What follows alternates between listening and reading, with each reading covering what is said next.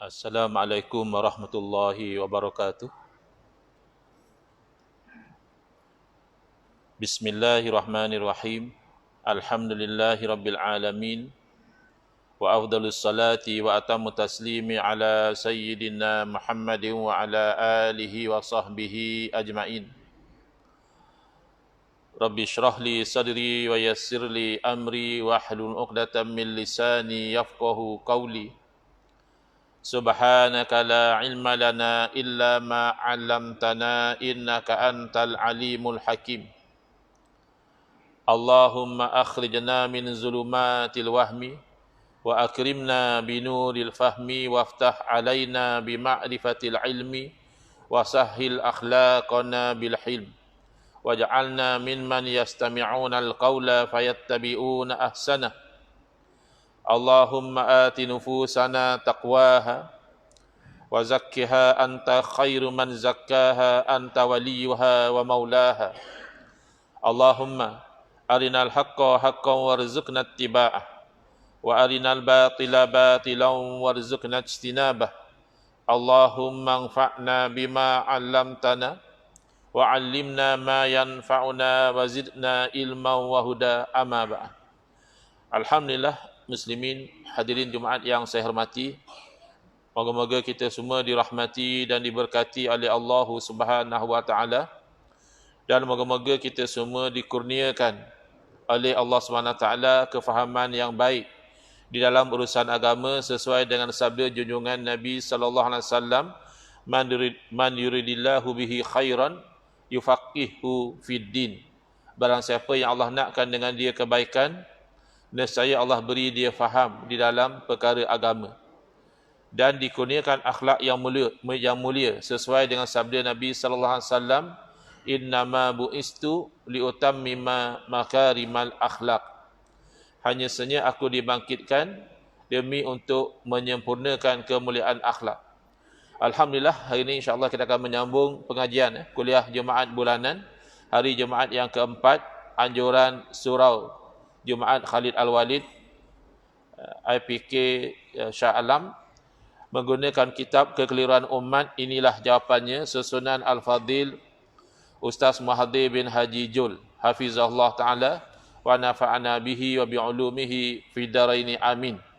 Menggunakan kitab cetakan baru di muka surat 37, iaitu masih lagi bab yang pertama, yang mana Ustaz Muhaddir cuba meleraikan kekeliruan yang ada dalam fikiran sebahagian umat Islam tentang masalah bid'ah.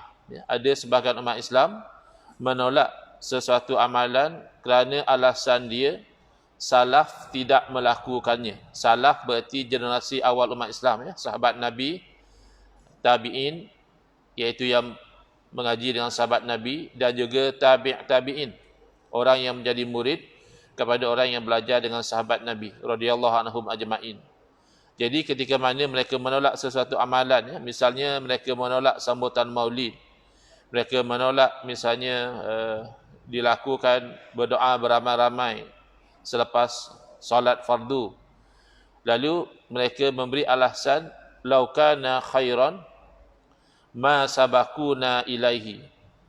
Ini yang tercetak di kitab Ustaz Muhaddir ni, walaupun cetakan baru saya lihat masih tidak diperbetulkan, ada silap cetak di sini. Kaedah yang mereka selalu guna untuk menolak amalan-amalan yang dilakukan oleh umat Islam, kononnya amalan itu tidak baik, adalah laukana khairan la sabakuna ilaihi. Kata mereka, kalaulah sesuatu amalan itu baik, nescaya mereka yakni generasi awal umat Islam terlebih dahulu melakukannya. Jadi contoh yang saya berikan tadi, sambutan madu Rasul, mereka kata itu tidak baik. Kenapa? Kerana tak ada pun sahabat buat sambutan madu Rasul. Tidak ada pun tabi'in yang mengadakan sambutan madu Rasul. Bahkan tidak ada pun tabi'in yang mengadakan sambutan madu Rasul. Lau kana khairan la sabakuna ilaihi. Kalaulah seumpama sambutan madu Rasul itu satu perbuatan yang baik, nescaya mereka, yakni para salaf ini, terlebih dahulu melakukannya. Jadi kata mereka, kalau salaf pun tak ada buat sambut Maulidur Rasul, itulah buktinya sambutan Maulidur Rasul itu tak baik. Jadi kita cuba fahami kekeliruan yang berlaku di sini. Pertama, apa yang mereka gunakan untuk melarang amalan-amalan yang dilakukan oleh umat Islam itu bukanlah satu kaedah fiqh yang dipakai oleh para ulama usul. Kerana yang pakar dalam mengeluarkan hukum ini adalah al-usuliyun ataupun al-fuqaha. Ulama-ulama yang mahir cara untuk istinbat hukum daripada Quran dan Sunnah, mahir untuk keluarkan hukum menggunakan sumber-sumber hukum yang lain. Tidak ada mereka berpegang dengan kaedah laukana khairan la sabakuna ilaihi. Kalaulah sesuatu perbuatan itu baik, nescaya generasi awal terlebih dahulu melakukan. Para ulama tidak berpegang dengan kaedah sebegitu. Ungkapan sebegini tidak boleh dijadikan sumber hukum, kerana mereka nak kata haram sambut Maulid Rasul sebab sahabat Nabi tak buat. Nanti kita akan lihat di bab yang kedua, jangankan apa yang sahabat Nabi tidak buat, bahkan apa yang Nabi SAW tidak buat pun belum pasti bahawa perkara itu haram. Banyak sahaja perkara-perkara yang Nabi SAW tidak buat, tetapi hukumnya tidak haram untuk dilakukan. Tapi kalau yang Nabi larang, maka itu kita kena tinggalkan, sama ada larangan yang pasti itu hukumnya haram, ataupun larangan yang tidak sampai ke tahap itu namanya makruh. Yang Nabi larang, ya, kita kena tinggalkan. Yang Nabi tidak buat, belum tentu lagi. Apatah lagi yang sahabat tidak buat, tidak tentu lagi bahawa perkara itu haram. Jadi tidak boleh dijadikan sumber hukum untuk menilai sama ada boleh atau tidak, ataupun untuk menilai ini bid'ah yang sayyi'ah ataupun tidak. Sesuatu amalan tidak boleh diguna kaedah yang disebutkan tadi. Bahkan kaedah ini ada mirip dengan sikap yang dipegang oleh orang-orang kafir, ketika mana mereka menolak dakwah Nabi sallallahu alaihi wasallam, instead of mereka melihat kepada merit kebenaran yang dibawa oleh Nabi sallallahu alaihi wasallam, mereka menolak dengan memberi alasan orang yang melakukannya. Cuma ada beza sedikit, ya. Ini dirakamkan di dalam Al-Quran, surah Al-Ahqaf ayat 11.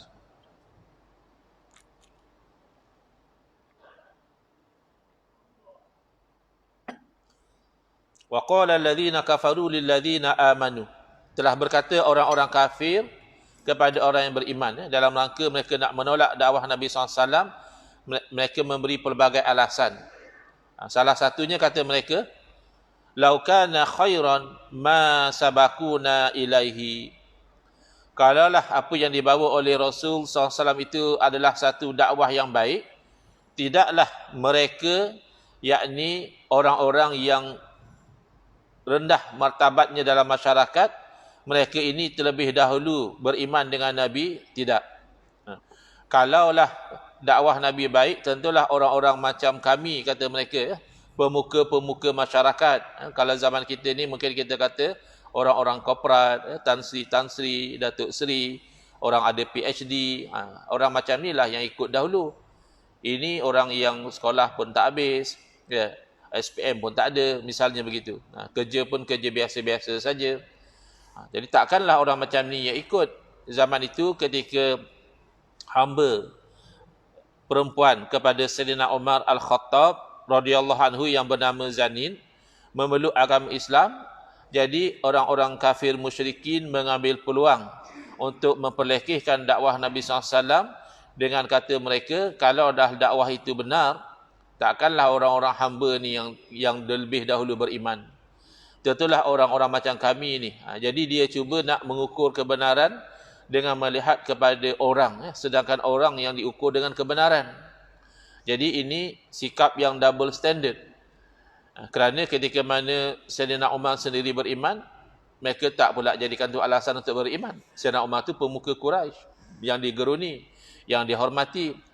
Ketika Sayyidina Hamzah radhiyallahu anhu beriman, tak ada pula mereka nak jadikan konsep itu sebagai alasan. Tentulah dakwah Nabi ni baik. Tengok Hamzah pun masuk Islam, Umar pun masuk Islam, Abu Bakar pun masuk Islam. Kenapa tidak guna kaedah sebegitu.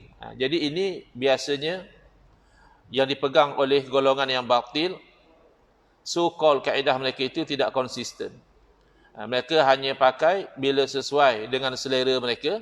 Selera mereka nak mempelekehkan dakwah Nabi SAW, maka mereka gunalah kaedah, kalaulah dakwah Nabi baik, takkanlah orang-orang yang lekeh lebih dahulu beriman. Tetapi sebaliknya, apabila orang-orang yang hebat, pemuka-pemuka masyarakat juga turut beriman dengan dakwah Nabi, mereka seolah-olah lupa dah kaedah tu.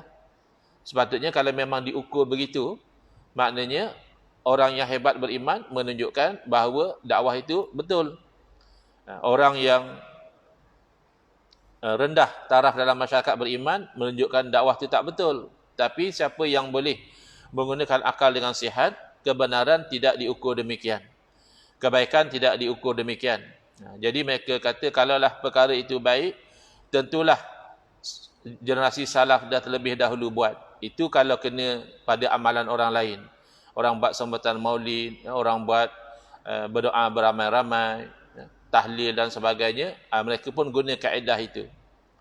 Tapi ketika mana mereka buat forum zikra Rasul, ketika mana mereka buat perkampungan sunnah, itu pun salaf tak buat.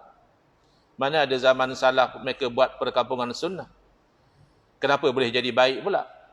Oh, itu sebab kita tak ada buat benda yang melanggar syarak. Samalah. Yang dipegang oleh para ulama, misalnya dalam masalah Maulidur Rasul, kenapa para ulama majoritinya membenarkan amalan Maulidur Rasul ini, padahal ia tidak berlaku di zaman salaf? Kerana setelah ditimbang pada neraca hukum, mana para ulama merujuk kepada sumber-sumber hukum. Pertama, sambutan Maulidur Rasul ini ada sandaran umum, sandaran umum daripada ayat suci Al-Quran, iaitu firman Allah Subhanahu wa taala, "Qul bifadlillahi wa birahmatihi fabidzalika falyafrahu." Katakanlah, dengan kurniaan Allah dan dengan rahmatnya, dengan demikian itu hendaklah mereka itu bergembira. Allah perintahkan kita supaya bergembira. Kalau kita belajar bahasa Arab, falyafrahu, dia mengandungi lamul amri, lam perintah. Hendaklah mereka itu bergembira. Dengan apa? Kurniaan dan rahmat Allah. Apakah kurniaan dan rahmat Allah?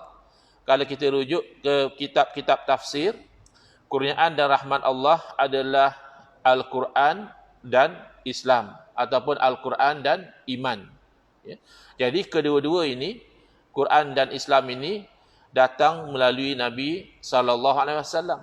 Bahkan sahabat dan sepupu Nabi, Sayyidina Abdullah bin Abbas radhiyallahu anhuma, beliau mengatakan rahmatihi, rahmat Allah itu sebenarnya merujuk kepada Nabi sallallahu alaihi wasallam. Sayyidina Abbas menafsirkan ayat tersebut dengan ayat lain. Ini biasa ya. Para ulama menafsirkan sesuatu ayat Quran dengan merujuk kepada ayat Quran lain, iaitu firman Allah Ta'ala, "Wa ma arsalnaka illa rahmatan lil alamin." Tidaklah kami utuskan kamu kecuali menjadi rahmat kepada sekian alam. Jadi kalau begitu, Nabi itu adalah rahmat. Allah perintahkan supaya kita bergembira dengan rahmat, berarti bergembira dengan Nabi SAW, termasuklah bergembira dengan kelahiran Nabi SAW. Cuma apabila Allah perintahkan supaya bergembira, Allah tidak terangkan ataupun tetapkan bagaimana cara bergembira. Berbeza ketika mana Allah berfirman, aqimus salah, hendaklah kamu mendirikan salat. As-salah asal maknanya adalah ad-doa. As-salah dari segi bahasa bermakna doa. Boleh tak satu orang, bila kita tanya dia kata dia dah salat, kita kata tak nampak pun tuan salat, dia kata tadi saya dah doa. Kira salat lah tu, doa kan, salat tu kan makna doa. Jawabnya tak boleh. Kenapa? Kerana apabila Allah memerintahkan supaya solat, Allah dah tetapkan cara solat.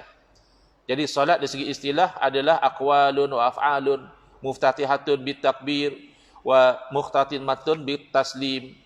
Perkataan-perkataan dan perbuatan-perbuatan yang dimulai dengan takbir, yakni takbiratul ihram, dan diakhiri dengan salam. Jadi tak boleh bila kita kata saya nak menunaikan solat, saya berdoa saja. Sebab cara solat Allah telah tetapkan. Berbeza dengan falyafrahu, hendaklah mereka bergembira, Allah tidak tetapkan cara bergembira. Maka bolehlah kita bergembira dengan Rasul SAW itu dengan apa cara sekalipun, dengan syarat tidak melanggar syarak. Itu dia punya batasan dia. Ya, bila Allah perintahkan secara umum, Allah tidak tetapkan cara, maka boleh kita lakukan perintah umum itu dengan apa cara yang tidak melanggar syarak. Setakat ini orang sambut Maulid Rasul macam mana?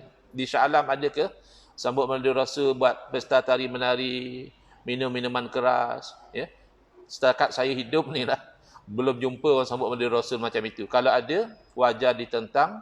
Itu bid'ah yang sayyi'ah, dalalah. Itu perkara baharu yang buruk lagi sesat. Kenapa? Kerana cara itu melanggar syarak.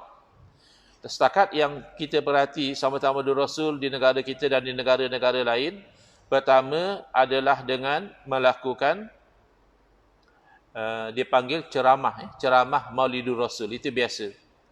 Jadi ceramah Maulidur Rasul itu kadang pelik juga. Yang tolak Maulidur Rasul bila jemput ceramah Maulid, datang juga dia.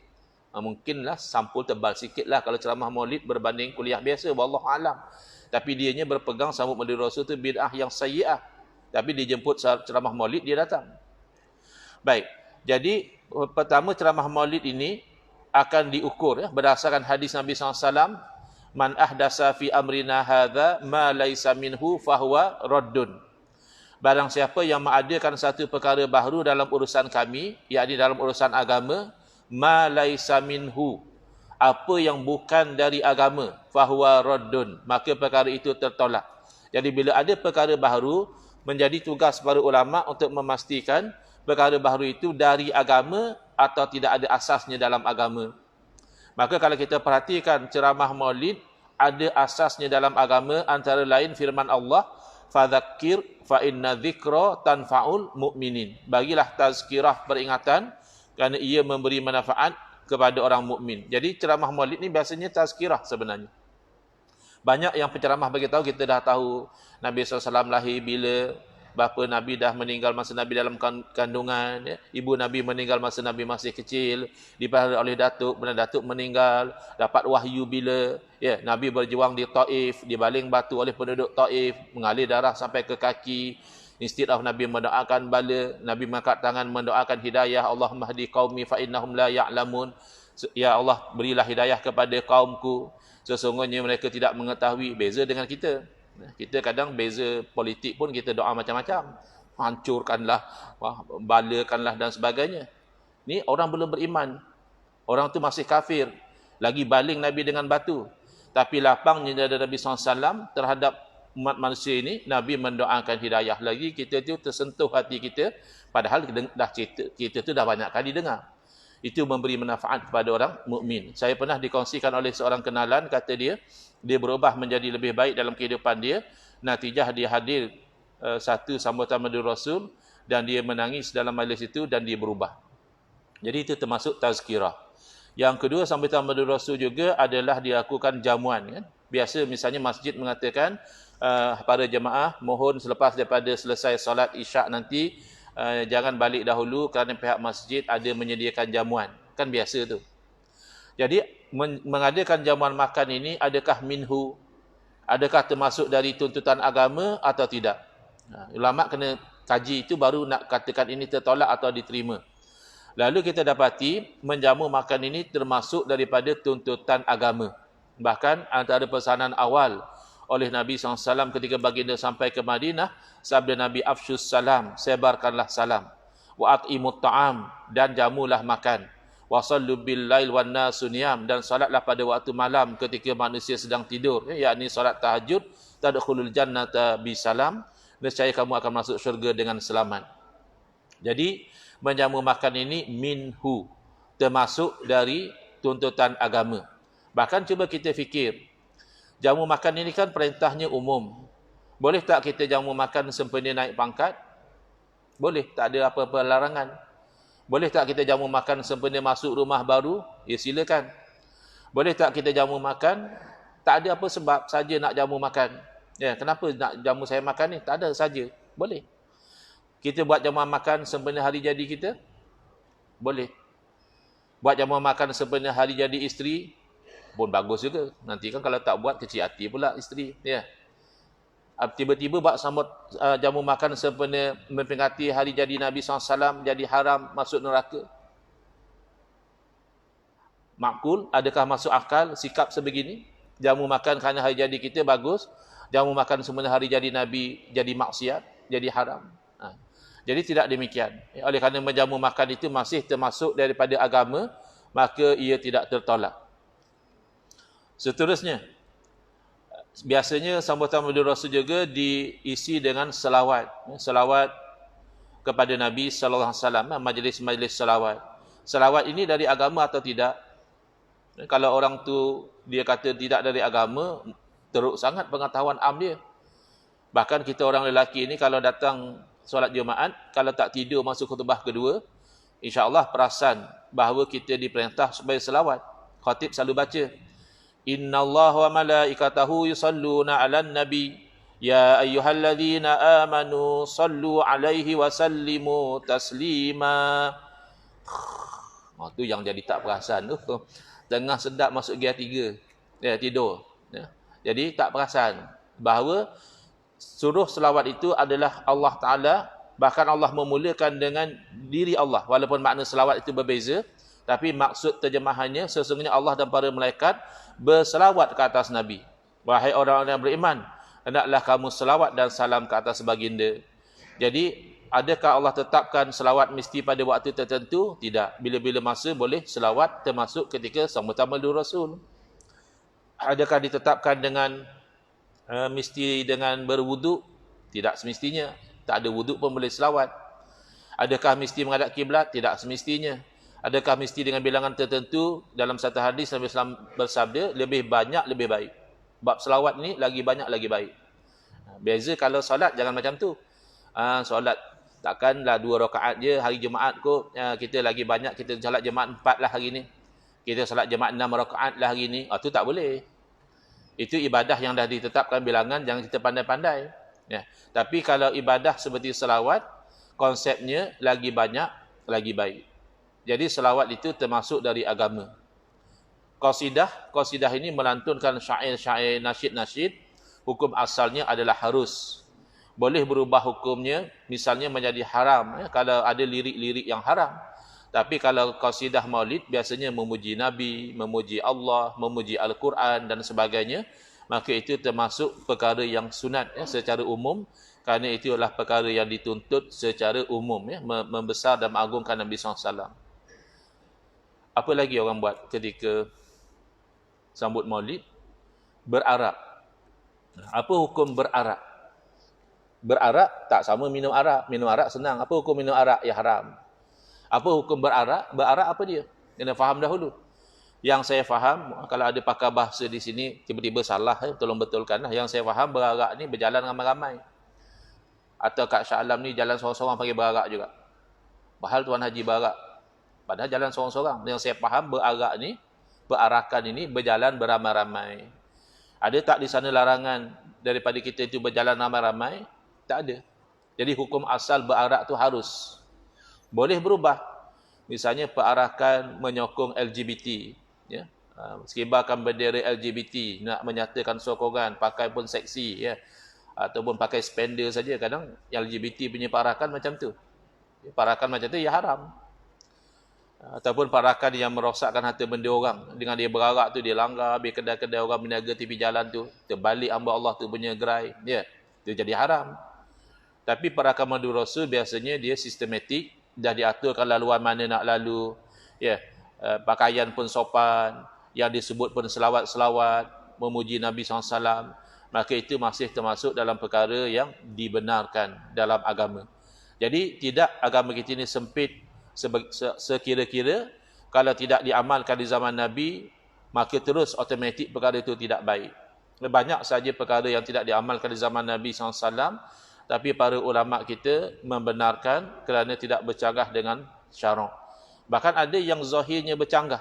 Kalau kita masih ingat, ramai para ulama kita, termasuk para mufti, membenarkan untuk kita pada masa COVID-19, PKP, solat jemaah dengan sengaja dijarakkan. Kan antara makmum dengan makmum tu bahkan imam pula ingatkan. Imam kata para jemaah diingatkan supaya menjaga penjarakan sosial. Maknanya 1 meter. Pernah saya ingat 1,5 meter pada one point of time. Penjarakan sosial itu maksudnya antara satu jemaah dengan satu jemaah itu 1,5 meter. Itu tak berlaku zaman Nabi sallallahu alaihi wasallam. Itu tidak dilakukan oleh salaf. Kenapa mufti kita diam atau mufti kita pula bagi sokongan? Kerana ikut data dan fakta yang mereka terima dan mereka percaya bahawa itu satu cara untuk menjalankan perintah agama, iaitu menjaga nyawa. Hifzu an-nafsi. Menjaga nyawa itu termasuk dari agama, lalu melakukan perbuatan yang tidak dilakukan zaman Nabi SAW, tidak dilakukan oleh generasi salaf, masih lagi tidak haram kerana selari dengan syariat. Bahkan sekarang sudah terbiasa orang sembahyang pakai guna mikrofon.